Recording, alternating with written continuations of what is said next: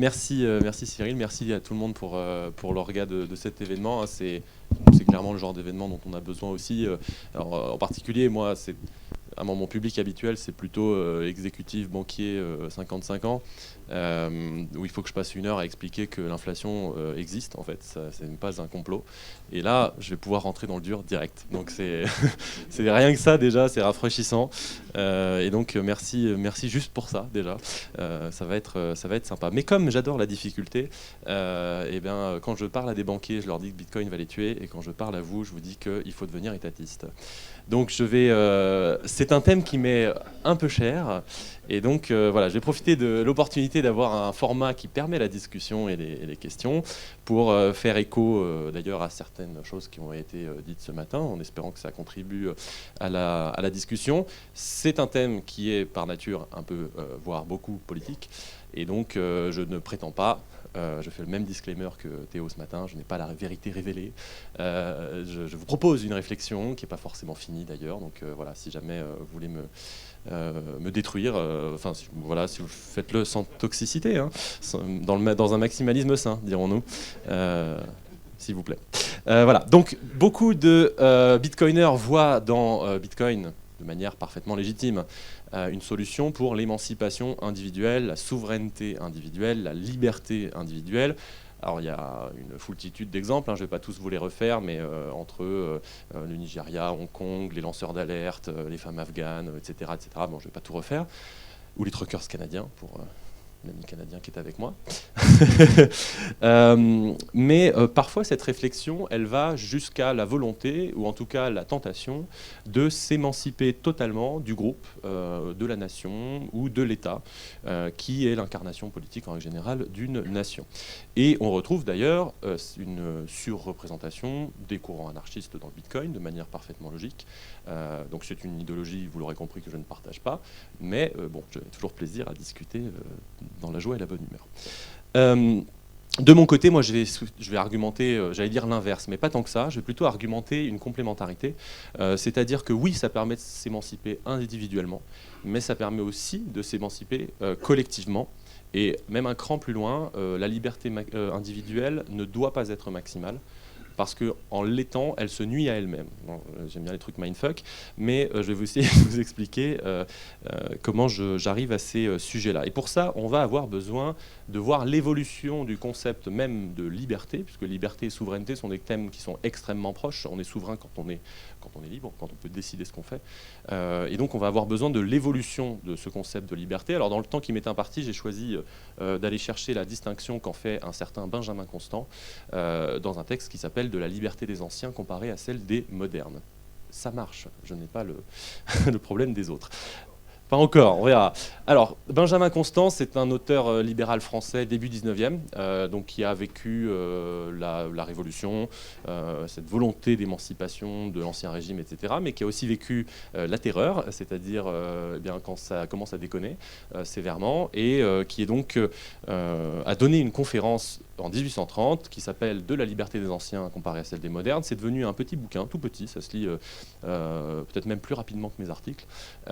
Donc si jamais ça vous intéresse, n'hésitez pas à le lire. Et que ce qu'il nous dit Constant, il nous dit plusieurs choses. Il nous dit que la conception de la liberté, elle a évolué au cours du temps, et donc quand on dit liberté aujourd'hui, il y a 2 siècles ou il y a 2 millénaires, on ne dit pas la même chose. Et ça a évolué avec le temps, la taille des États, des structures politiques, avec la démographie, avec le contexte, avec énormément de choses. Donc il fait une première qualification qui est celle des anciens. Alors les anciens, pour lui, c'est en gros l'Antiquité. Je la fais courte, les cités grecques. Il nous dit, dans les cités grecques, donc le but des anciens, c'était le partage du pouvoir social entre tous les citoyens d'une même patrie. C'était là ce qu'il nommait liberté. Et donc il précise, il dit, comme citoyen, il décide de la paix et de la guerre, mais comme particulier, il est circonscrit, observé, réprimé dans tous ses mouvements. Donc la liberté des anciens, c'est une sorte de liberté participative, où en fait on confère à chaque citoyen le pouvoir d'influer directement sur la politique, à travers ce qu'on retrouve à Athènes, les débats, la délibération, l'assemblée publique, l'agora, etc., etc. Donc c'est le tirage au sort, comme je le disais, la démocratie directe, la délibération directe, etc. Être citoyen athénien, c'est une obligation morale. Ça veut dire quoi? Ça veut dire que ça nécessite un investissement important de la part du citoyen, notamment en temps. Ça veut dire maîtriser les sujets, ça veut dire venir, ça veut dire débattre, ça veut dire délibérer, ça veut dire trouver du consensus. Donc même au-delà de la délibération, à la fin, il faut une décision, donc il faut se mettre d'accord. Mais à la fin, l'Athénien est libre. Pourquoi il est libre? Parce que c'est lui qui décide de son destin. Donc il est libre. Et surtout, il est libre face à qui? Face à Sparte, face à la Perse. Et en fait, l'Athénien est libre parce que ce n'est pas le Spartiate qui lui dit ce qu'il doit faire chez lui. Donc il est libre. Ça, c'est la liberté des anciens. A l'inverse, Constant nous dit, la liberté des modernes, donc le but des modernes, c'est la sécurité dans les jouissances privées. Et il nomme liberté les garanties accordées par les institutions à ces jouissances. L'indépendance individuelle est le premier besoin des modernes. Première conclusion, les bitcoiners sont plutôt des gens modernes. Donc j'espère que ça vous rassure. La liberté des modernes, c'est la liberté civile, d'une certaine façon, c'est-à-dire le règne de la loi, du droit, et surtout, puisque Constant est quand même un libéral, l'absence d'intervention excessive de l'État. C'est justement, on voudrait se séparer de la toute-puissance de l'État, ou comme le dit Constant sur les anciens, l'État est circonscrit, le citoyen est circonscrit, observé, réprimé. Dans la liberté des modernes, non, casse-toi l'État. Je veux jouir de mes intérêts particuliers et je veux qu'on me garantisse la sécurité de cette jouissance. Point à la ligne, tout le reste, l'État, tu me laisses tranquille. Donc ça, a priori, c'est plutôt un discours qui plaît en général aux bitcoiners. Mais chacune de ces libertés, nous dit Constant, a son propre danger. Le danger de la liberté des anciens, c'est que, il le dit là, attentifs uniquement à s'assurer le partage du pouvoir social, les hommes ne fissent trop bon marché des droits et des jouissances individuelles. Alors, qu'est-ce que ça veut dire? Ça veut dire que le pendant du fort pouvoir politique, puisqu'encore une fois, l'Athénien, il va à l'agora, il décide lui-même, c'est lui qui délibère, il prend toutes les décisions. Mais le pendant de ça, c'est l'asservissement de l'individu au corps collectif. La liberté individuelle, elle est totalement soumise aux décisions du corps collectif. Et donc on retrouve d'ailleurs dans les cités grecques les pratiques de l'ostracisme, l'exil, voire l'empoisonnement avec Socrate, etc. Si vous corrompez la jeunesse, qui est le chef d'accusation de Socrate, ça dégage. Donc ça, c'est la pierre angulaire du danger de la liberté des anciens, c'est qu'on s'oublie en tant qu'individu. Et puis, il faut rajouter quand même une dimension, l'Athénien est libre, ça dépend quel Athénien, hein, parce que délibérer toute la journée, ça n'aura échappé à personne, ça ne fait pas manger le soir. Et donc, dans la société athénienne, le pendant de cette liberté athénienne, c'est quoi? C'est que les femmes, s'il vous plaît, vous restez à la maison et vous vous occupez du foyer, et on a une bonne partie, 1 tiers à 40% de la population, qui sont des esclaves. Donc on a une société libre composée d'esclaves, conceptuelle. Mais en fait, c'est parfaitement normal. À partir du moment où vous voulez passer du temps à délibérer, il faut que quelqu'un bosse, en fait. Il faut que quelqu'un produise, il faut que quelqu'un fasse la bouffe, il faut que quelqu'un construise des maisons. Donc si vous passez votre temps à l'agora, c'est pas ça qui va vous faire manger. Donc vous avez presque mécaniquement, dans la liberté, du coup avec énormément de guillemets, mais dans la liberté des anciens, vous avez presque mécaniquement une société parallèle qui est en charge du travail productif. Et ça fonctionne évidemment aussi, dernière contrainte, que dans une société qui est relativement homogène, petite, et dans le cadre d'Athènes, où on peut se rendre physiquement sur un endroit pour délibérer. Alors avec Internet, évidemment, c'est un autre sujet. Donc en d'autres termes, le danger de la liberté des anciens, c'est, on l'a dit, l'oubli de l'individu au profit du collectif. C'est le communisme avant l'heure pour ceux qui aiment le communisme. Il y en a beaucoup ici, je le sais. A l'inverse, il y a aussi des dangers dans la liberté des modernes. Quels sont-ils? Le danger de la liberté des modernes, c'est qu'absorbés dans la jouissance de notre indépendance privée et dans la poursuite de nos intérêts particuliers, nous ne renoncions trop facilement à notre droit de partage dans le pouvoir politique. D'une certaine façon, Constant avait largement anticipé, par exemple, c'est pas la seule chose, mais la progression extrême de l'abstention.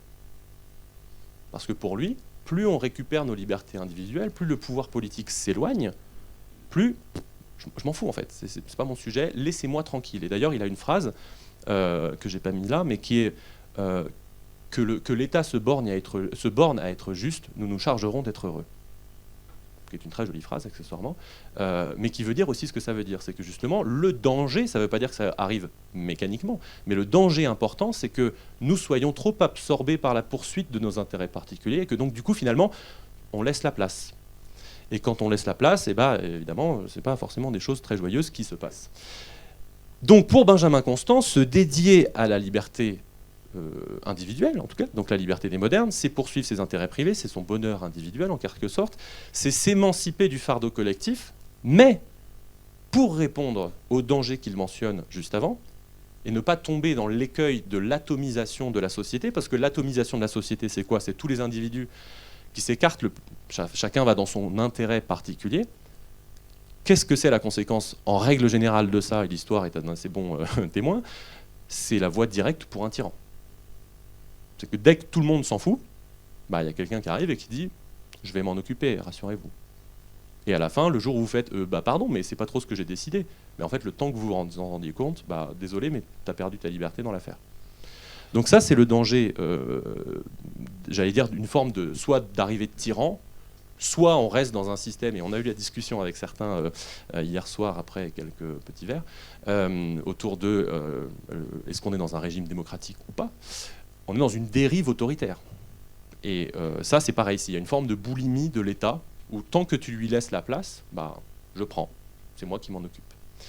Et donc il fait l'argumentation suivante que je vous mets ici, que le pouvoir s'y résigne donc, il nous faut de la liberté et nous l'aurons, mais comme la liberté qu'il nous faut est différente de celle des anciens, il faut à cette liberté une autre organisation que celle qui pourrait convenir à la liberté antique. Dans celle-ci, très important, dans celle-ci, donc dans la liberté antique, plus l'homme consacrait de temps et de force à l'exercice de ses droits politiques, plus il se croyait libre. Plus il passe de temps sur l'agora, plus il est hyper content parce qu'il est méga libre. Mais dans l'espèce de liberté dont nous sommes susceptibles, plus l'exercice de nos droits politiques nous laissera de temps, plus on s'affranchit de ce temps à aller délibérer et passer nos journées sur l'agora, pour nos intérêts privés, plus la liberté est précieuse. Parce que plus vous avez de temps à dédier à vos intérêts individuels, plus c'est important d'être libre. Si vous passez votre journée à l'agora, être réprimé en tant que citoyen individuel, vous en foutez, puisque vous passez votre journée à l'agora. Donc ça, c'est le danger qui fait que sa dernière phrase, c'est « de là vient, messieurs, la nécessité d'un système représentatif ». Donc ça, c'est l'avis de Constant. Pourquoi? Parce que pour lui, il y a une nécessité d'accorder un équilibre entre l'exercice citoyen du pouvoir politique, qui si on le laisse et qu'on ne le fait pas, c'est la voie directe pour la tyrannie, mais aussi la préservation des intérêts individuels, de la liberté individuelle qui permet à chacun de s'émanciper, et donc qui arrive à cette nécessité de compromis dans le système représentatif. L'individu qui recherche la liberté des modernes, donc la liberté individuelle, il ne peut pas matériellement consacrer autant de temps à la politique, au débat, à la délibération, dans une société moderne qui est devenue, premièrement, hyper complexe, et deuxièmement, c'est important, qui a aboli l'esclavage. Parce qu'au-delà de l'aspect moral autour de l'esclavage, une société qui met en avant la liberté des modernes, elle exige de chaque citoyen qu'il gagne sa vie. Donc ça suppose qu'il travaille. Et s'il travaille, par définition, il ne peut pas passer sa journée sur l'agora. Donc on est dans ce compromis où il y a une nécessité, pour lui en tout cas, d'aller chercher ce système représentatif. Et je rajouterais qu'il ne le peut pas, mais il ne le veut pas forcément. Puisque, encore une fois, c'était l'objet de la fin de la citation, chaque minute passée à délibérer, c'est une minute en moins pour lui. Donc il n'a pas nécessairement l'envie d'aller délibérer et participer à sa liberté politique, sa liberté des anciens, c'est-à-dire l'émancipation du corps social. Donc, je vais arriver à Bitcoin un jour, rassurez-vous. Pour exercer sa liberté individuelle, le citoyen, il va abandonner dans le système représentatif une part de son pouvoir politique, mais c'est du pouvoir politique que dépend la garantie d'exercice de sa liberté individuelle. Mais on arrive tranquillement à glisser vers Bitcoin, et on va passer par un autre auteur qui nous a montré que c'était important, et c'est Rousseau. C'est pas Sandrine, c'est Jean-Jacques. Les bitcoiners, comme nous le savons tous, sont plutôt attachés à la propriété privée, mais j'aimerais ici introduire une distinction que je pense extrêmement importante, qui découle du raisonnement que je viens de tenir, à savoir que la possession, c'est bien, la propriété, c'est mieux. Rousseau, il nous dit la chose suivante, il nous dit ce que l'homme perd par le contrat social, donc le contrat d'organisation collective avec l'État, c'est sa liberté naturelle. La liberté naturelle, c'est quoi? C'est le droit illimité à tout ce qui le tente et qu'il peut atteindre. Donc si je veux ça, je prends. Ce qu'il gagne, c'est une liberté civile. Et quoi? La propriété de tout ce qu'il possède. Et il précise, pour ne pas se tromper dans ses compensations, il faut bien distinguer la liberté naturelle, dont on vient de parler, qui n'a pour borne que les forces de l'individu, il y a un côté loi de la jungle, de la liberté civile, qui est limitée non pas par ma force, mais par la volonté générale. Et deuxième distinction, qui est là où je voulais en arriver, c'est la possession d'une part. La possession, c'est quoi? C'est l'effet de la force ou le droit du premier occupant, de la propriété, qui elle est fondée sur un titre positif, c'est-à-dire du droit. Donc, sans le contrat social, selon Rousseau, et sans état représentatif, si on rajoute constant dans l'opération, il n'y a pas de propriété, il y a de la possession. En version très simple, la possession, c'est quoi? C'est je suis devant ma grotte, et tant que j'y suis et que je ne bouge pas, personne ne peut rentrer. C'est bien, vous possédez la grotte. La propriété, c'est quoi? C'est quand vous partez de chez vous le matin, vous avez l'assurance raisonnable qu'en revenant, ce sera toujours chez vous. C'est ça la distinction absolument fondamentale entre possession et propriété. Je savais que quelqu'un allait me dire ça. C'est pour ça que j'ai changé ce que je disais et que j'ai parlé d'assurance raisonnable. Parce qu'au départ, ma phrase, c'était « il sait », et j'ai fait « il y a quelqu'un qui va me faire chier sur les squatteurs ». Je te jure, c'est vrai ce qui s'est passé. Mais par contre, non, pour le coup, aparté, le squat, c'est un délire en France, ça n'a aucun sens. Voilà. Donc effectivement, c'est pour ça que je parle d'assurance raisonnable, c'est que 9 Français sur 10, voire 95% des Français qui rentrent tous les jours chez eux, en règle générale, ils retrouvent un chez eux. Il y a toujours des exceptions. Fermeture de parenthèse. Pour Bitcoin, c'est quoi la conséquence de ce que je dis? C'est que la possession, c'est la clé privée. C'est la force. C'est le côté viens me chercher si tu peux. C'est moi qui ai la clé. Tu ne pourras pas me la prendre. Donc c'est bien la possession, mais la propriété, c'est mieux. La propriété, c'est quoi? C'est être en capacité de traduire cette clé privée en pouvoir d'achat, en consommation de biens ou de services, présents ou futurs, mais donc de la traduire dans la réalité. En tout cas dans la société. Si quelqu'un dérobe cette clé privée, il se passe quoi? J'en perds la possession, mais je n'en perds pas la propriété. C'est toujours moi qui suis propriétaire de ces bitcoins et je peux engager une action légale. Je peux dire, il me les a volés, ce n'est pas vrai. Il faut aller les rechercher. Parce que la société n'a pas changé d'avis sur qui possède ces bitcoins. Elle pense toujours que c'est moi. Donc je n'ai plus la possession, mais j'ai la propriété. Donc c'est ça cette distinction extrêmement importante que je voulais introduire, puisque ça conduit à une phrase qui n'est pas évidente, à savoir que préserver sa liberté, c'est aussi parfois savoir se limiter à la volonté générale. Pourquoi? Parce que c'est la volonté générale qui garantit l'exercice de ma liberté. Mais à ce stade de la réflexion, il nous manque quand même une petite question qui demeure autour de la légitimité de cette volonté générale, puisque ça veut un peu rien dire, la volonté générale. On est à peu près d'accord. Quelle est la légitimité de cette volonté générale si l'État lui-même n'est pas libre et souverain? Donc là, on monte d'un étage, on dit l'individu qui compose le corps social, il peut être libre, indépendant, liberté des modernes, etc. Mais l'État au-dessus. Je vais te parler d'Athènes tout à l'heure. Athènes, c'est l'intérêt de la liberté des anciens, c'est que Athènes est libre face à Sparte. Donc il y a quand même cet intérêt de dire qu'il y a d'autres entités, d'autres corps sociaux qui existent, d'autres corps sociaux d'ailleurs en français, qui existent et qui peuvent menacer ma liberté. Donc ça, c'est extrêmement important comme questionnement, parce que pour moi, c'est ici que Constant commet ce que j'appelle l'erreur des pacifistes. Alors je ne suis pas le seul à l'appeler comme ça d'ailleurs. Il nous dit quoi? Il nous dit le commerce a rapproché les nations et leur a donné des mœurs et des habitudes à peu près pareilles. Les chefs peuvent être ennemis, les peuples sont compatriotes. Donc je vais tout droit dans un point Godwin, let's go. Je vous ai mis en exemple le texte tristement célèbre du socialiste Marcel Déat, que vous connaissez peut-être. Donc on est en 1939, quelques mois avant la Deuxième Guerre mondiale. On a les nazis qui font la pression sur la Pologne en disant on aimerait bien récupérer le corridor de Danzig, donc Dansk aujourd'hui en Pologne, et on aimerait bien pouvoir unir la Prusse orientale, donc Kaliningrad aujourd'hui, et l'Allemagne, la Prusse occidentale. Quelques mois avant l'invasion de la Pologne, on a Hitler qui a déjà remilitarisé la Rhénanie, qui a annexé l'Autriche, qui a annexé les Sudètes, qui a envahi la Bohème, qui dit maintenant c'est chez moi la Pologne. Et on a des gens, comme Marcel Déat, qui sont pacifistes, qui sont socialistes, et qui nous disent bah non, faut-il mourir pour Danzig? Alors, contextuellement parlant, on peut toujours l'excuser en disant le mec, 20 ans avant, il y avait la plus grosse boucherie de l'humanité. Donc, légitime. Mais à ce moment-là, la lucidité, c'est de reconnaître que c'est pas Marcel Déat qui décide, c'est Hitler.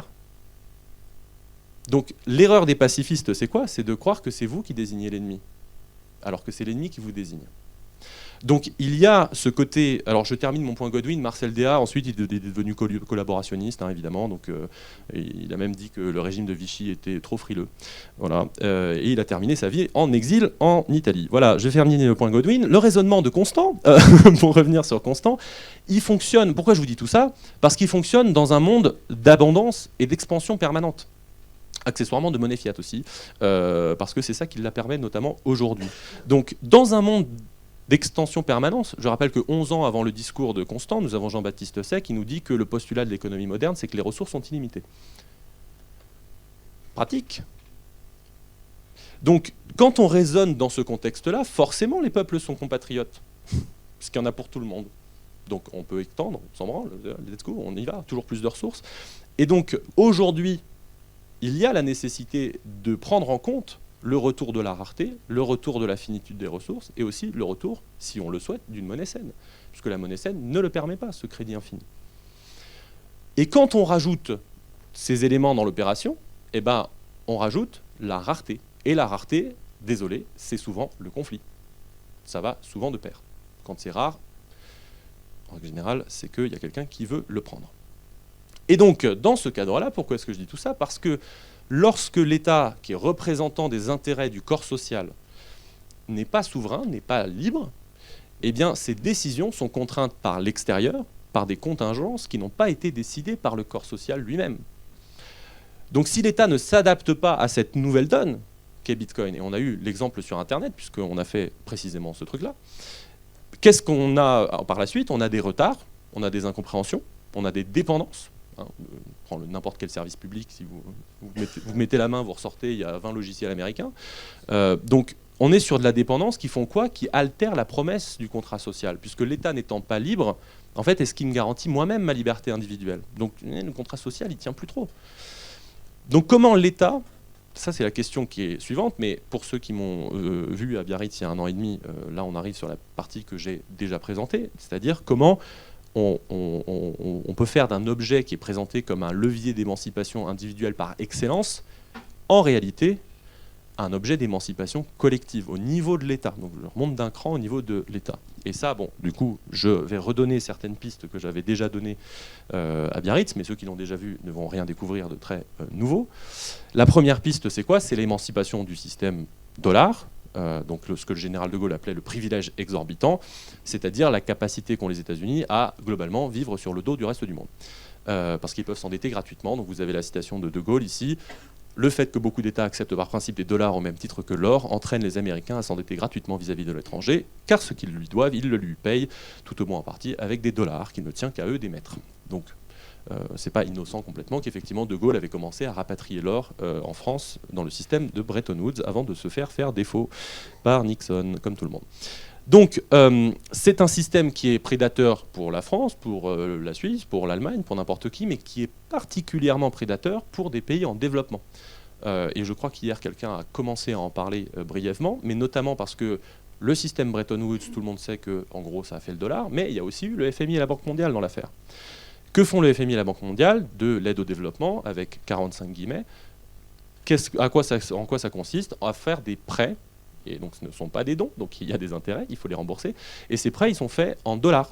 Donc en fait, si vous faites un prêt au Bangladesh ou au Sri Lanka en dollars, le Bangladesh ou le Sri Lanka doit rembourser ce prêt. En quoi? En dollars.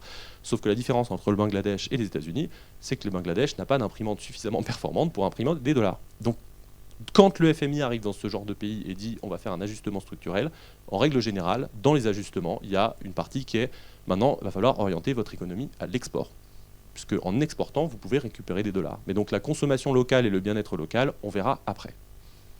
Donc ça, c'est les politiques d'ajustement structurel. Il y a certains pays qui en sont à leur 11e, 12e plan d'ajustement structurel, et à chaque fois, il y a une destruction du tissu local au profit de l'export.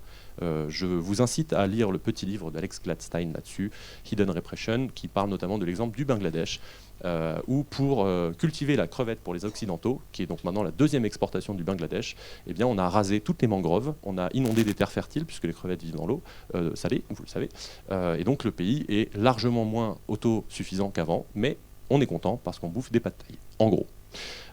Et c'est ça le système d'asservissement monétaire qui passe aussi par le dollar. Deuxième piste, qui est très très liée à celle que je viens de donner, c'est qu'on peut disposer d'un objet monétaire non étatique. Donc ça veut dire retrouver une liberté de commerce. Parce qu'aujourd'hui, cette liberté de commerce, toujours liée au système dollar, mais donc pas au côté les États-Unis impriment, mais plutôt au côté, quand vous utilisez le dollar, c'est le droit américain qui s'applique. Donc si vous êtes un pays X et que vous voulez commercer avec un pays Y et que vous le faites en dollars, c'est-à-dire plus de la moitié des trades dans le monde, eh bien vous êtes soumis au droit américain. Et bizarrement, il se trouve que les lois anti-corruption américaines, elles sont souvent appliquées, voire quasi exclusivement appliquées sur des entreprises étrangères. Et donc, c'est une manne, hein, s'il y a des amendes tous les ans, bonjour, il vous faut des milliards et des milliards, s'il vous plaît, pour continuer à opérer notre monnaie, en gros. Donc ça, c'est une rente, hein, c'est un peu une mafia, de dire, voilà, on va pomper l'argent des entreprises étrangères, parce qu'ils utilisent le dollar. Voilà, allez vous faire. Voilà. Donc ça c'est la deuxième gros problème entre guillemets de l'utilisation du dollar dans le commerce international, qui n'est pas que lié à Bitcoin. Hein. Aujourd'hui, vous l'avez vu, il y a plein de pays qui cherchent des alternatives au dollar parce qu'ils ont compris que, en gros, c'était pas très durable comme système, ou en tout cas, même s'il n'y a pas encore d'alternative claire, eh ben, ils aimeraient bien s'en émanciper. Troisième piste, qui a été particulièrement flagrante évidemment au Salvador avec la ley Bitcoin, c'est que le Salvador, comme vous le savez, donc, avait abandonné sa monnaie nationale et est passé sur le dollar américain. Donc pareil, lorsque Trump envoie un chèque gratos à tous les Américains, ce sont les Salvadoriens qui payent par l'inflation. Donc en tant que pays, le problème c'est que, comme juste avant, tant qu'il n'y a pas d'alternative, si Trump dit je file des dollars à mes amis américains, eh bien, le Salvador n'a d'autre choix que de dire ouais, non, c'est bon, ça va. Allez-y, si vous voulez. À partir du moment où vous avez une alternative qui n'est pas manipulable et qui n'est pas censurable, eh bien, vous avez la possibilité de dire si vous déconnez trop, en fait, moi, j'ai une alternative, je peux me barrer. Et donc, c'est une partie du plan, évidemment, de Bukele au Salvador. C'est pas l'entièreté de la chose. Et on a vu hier que ça va prendre du temps, de toute façon, ce genre de choses. Mais c'est une alternative qui peut être considérée comme meilleure que de refaire une monnaie nationale. Parce que le problème, quand on est un petit pays, c'est qu'on refait une monnaie nationale, on n'a pas forcément la liquidité, la taille de marché pour en fait résister à des spéculateurs étrangers, ni d'ailleurs même pour résister à de la corruption interne, puisque la quasi-totalité des pays hors des monnaies fortes, les banques centrales, voilà, c'est pas jojo. Donc je vous laisserai regarder. Dernière piste, c'est de faire soi-même. Alors, par faire soi-même, qu'est-ce que j'entends ? J'entends permettre l'entrepreneuriat privé, c'est-à-dire de créer, alors pour le cas qui nous concerne ici en France, mais ça peut être évidemment chacun dans son propre pays, des entreprises tout simplement, liées à Bitcoin. Moi, j'ai en particulier en tête les plateformes d'échange et le minage, que je pense très important dans le monde compétitif de demain, mais ça peut être n'importe quel type d'entreprise, évidemment. Pourquoi faire soi-même ? Parce que c'est créer de l'emploi, c'est créer de la richesse déjà. Et puis d'un point de vue géopolitique, c'est aussi des choses qui sont cruciales depuis l'aube des temps, c'est-à-dire maîtriser des points de passage, par exemple.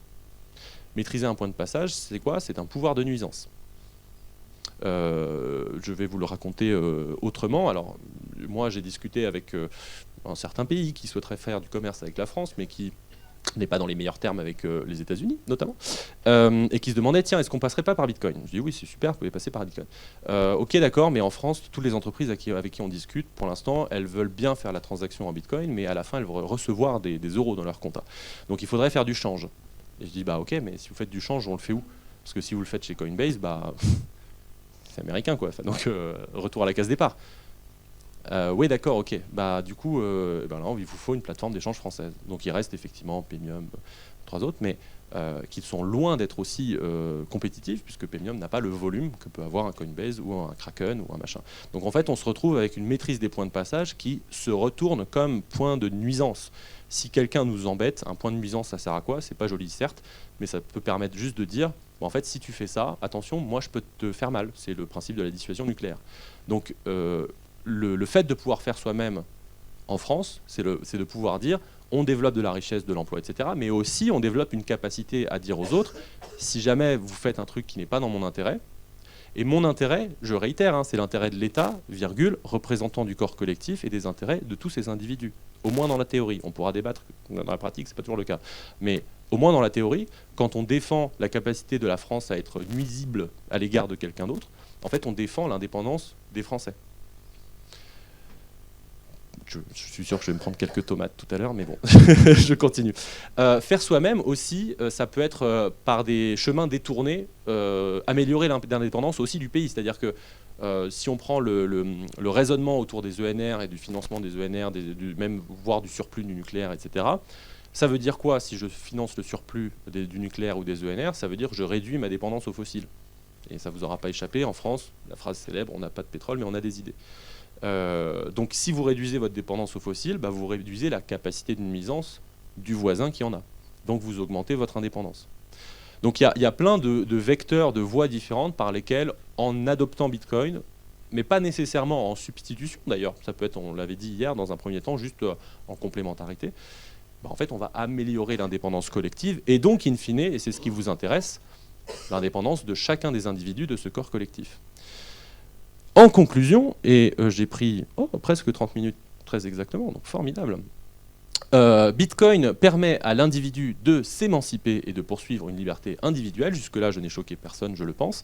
Mais si cela se fait sans limite, alors le Bitcoiner en ressortira moins libre qu'auparavant, dans la mesure où il aura désarmé et anesthésié là où les superstructures qui lui garantissaient non seulement la possession, mais la propriété. Je m'explique. Ce qui peut être dommageable, et on a eu la discussion avec d'autres personnes aussi tout à l'heure, c'est que les personnes les plus attachées à la liberté, et je pense qu'on en retrouve un certain nombre dans cette salle, ce sont des personnes qui ont souvent opté ou qui sont tentées d'opter pour la solution de la sécession vis-à-vis de l'État. C'est-à-dire de dire exactement ce qu'on retrouve dans la déclaration d'indépendance du cyberespace. 96, vous, État, être d'acier et de je ne sais plus quoi, en gros, arrêtez de me casser les pieds, je suis dans mon monde virtuel, vous ne pouvez pas m'atteindre, cassez-vous. Vous lirez le texte en entier, mais bon, en gros, c'est ça. Ça, c'est la tentation de sécession. C'est la tentation de « j'ai un outil qui permet de préserver ma liberté individuelle, laissez-moi tranquille ».